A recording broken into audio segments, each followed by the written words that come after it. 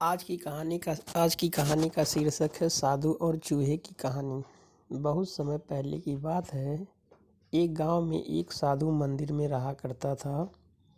उनकी दिनचर्या रोजाना प्रभु की भक्ति करना और आने जाने वाले लोगों को धर्म का उपदेश देना था।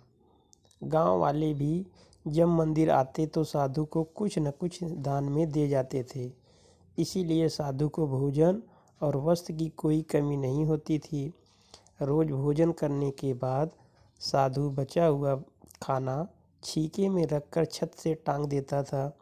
समय ऐसे ही आराम से निकल रहा था, लेकिन अब साधु के साथ एक अजीब सी घटना होने लगी थी। वह जो खाना छीके में रखता था वह गायब हो जाता था। साधु ने परेशान होकर इस बारे में पता लगाने का निर्णय किया। उसने रात को दरवाजे के पीछे से छिपकर देखा कि एक छोटा सा चूहा उसका भोजन निकाल कर ले जाता है।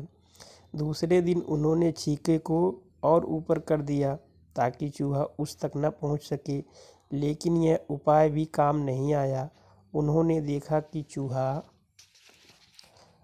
और ऊंची छलांग लगाकर छीके पर चढ़ जाता और भोजन निकाल लेता था। अब साधु चूहे से परेशान रहने लगा था। एक दिन उस मंदिर में एक भिक्षुक आया। उसने साधु को परेशान देखा और उसकी परेशानी का कारण पूछा तो साधु ने भिक्षुक को पूरा किस्सा सुना दिया। भिक्षुक ने साधु से कहा कि सबसे पहले यह पता लगाना चाहिए कि चूहे में इतना उछलने कूदने की शक्ति कहाँ से आती है। उसी रात भिक्षुक और साधु दोनों ने मिलकर पता लगाना चाहा कि आखिर चूहा भोजन कहाँ ले जाता था। दोनों ने चुपके से चूहे का पीछा किया और देखा कि मंदिर के पीछे चूहे ने अपना बिल बनाया हुआ था। चूहे के जाने के बाद उन्होंने बिल को खोदा तो देखा कि चूहे के बिल में खाने पीने के सामान का बहुत बड़ा भंडार है।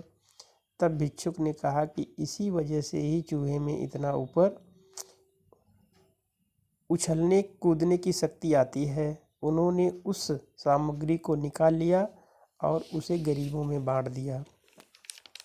जब चूहा वापस आया तो उसने वहाँ पर सब कुछ खाली पाया तो चूहे का पूरा आत्मविश्वास समाप्त हो गया। उसने सोचा कि वह फिर से खाने पीने का सामान इकट्ठा कर लेगा।